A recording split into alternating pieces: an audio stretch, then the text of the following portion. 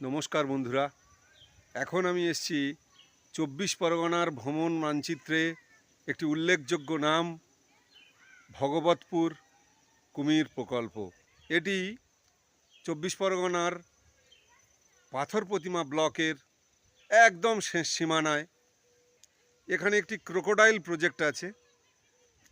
ছোট বড় সমস্ত রকমের কুমিরকে সংরক্ষণ করে একটি প্রজেক্ট তৈরি করা হয়েছে।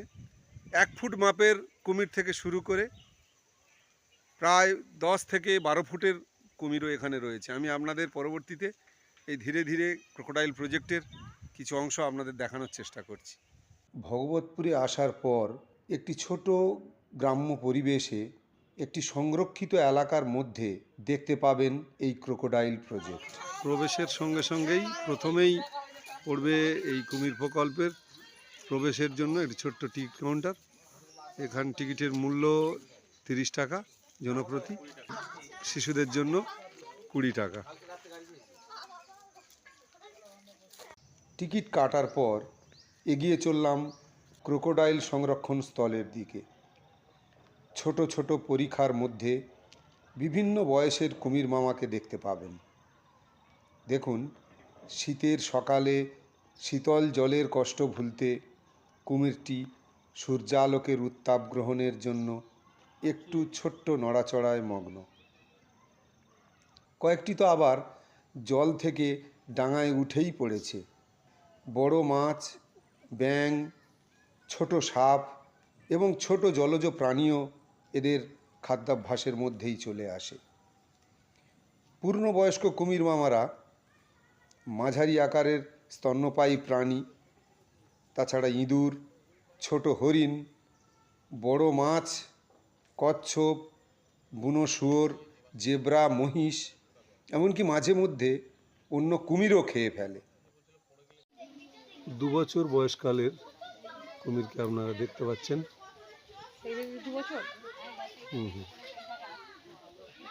দেখুন, আরও ছোট্ট কুমির, এদের বয়স ১ বছর।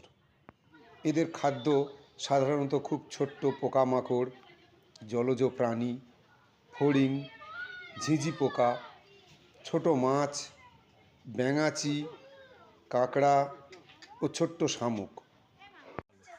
আর একটু বড়, এটা ৩ বছর বয়সের। এরা কিন্তু খাবার চিবিয়ে খায় না, বরং বড় টুকরো করে গিলে ফেলে। এদের পাকস্থলীর অ্যাসিড এতটাই শক্তিশালী যে হাড় খোলস সহজেই হজম করে নিতে পারে। পূর্ণবয়স্ক কুমির তার শরীরে চর্বি জমা করে রাখতে পারে, ফলে তারা খাবার ছাড়া মাসের পর মাস, এমনকি ১ বছর পর্যন্ত বেঁচে থাকতে পারে। দেখুন, একটি কুমির সামনে ভাসমান।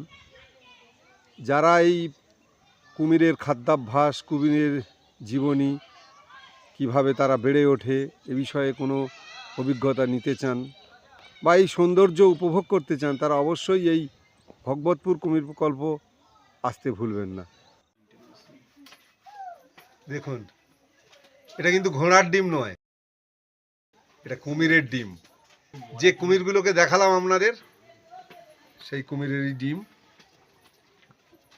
একটি জারের মধ্যে দেখুন ডিম ফুটে ছোট্ট কুমির অলরেডি তৈরি হয়েছে। কুমির দেখতে দেখতে ক্লান্ত হয়ে পড়লে এই ক্রোকোডাইল প্রজেক্টের মধ্যে বনবিতানে একটু বিশ্রাম নিয়ে নিতে পারেন। এখানে ছোট্ট পিকনিক সেরে নিতে পারেন। তবে ভিতরে রান্নাবান্না করা যাবে না, বাড়ির তৈরি খাবার দিয়েই সারতে হবে আপনার ভোজন আনন্দ। চারিদিকে কুমির আর কুমির, শুধু কুমির ছাড়াও এখানে সুন্দর ভ্রমণের একটি পার্ক রয়েছে। যারা একটু অবসর সময় কাটাতে চান, কোনো পিকনিক পার্টি করতে চান, তারা অবশ্যই তাদের সঙ্গী সাথীদের নিয়ে এখানে অবশ্যই একদিন ঘুরে যেতে পারেন।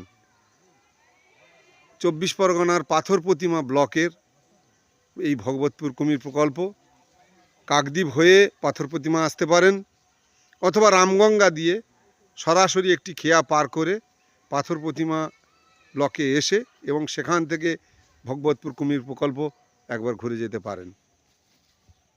এই ভিডিওটি ভালো লেগে থাকলে লাইক, শেয়ার, সাবস্ক্রাইব করে আপনার প্রিয়জনদের মধ্যে ছড়িয়ে দেবেন।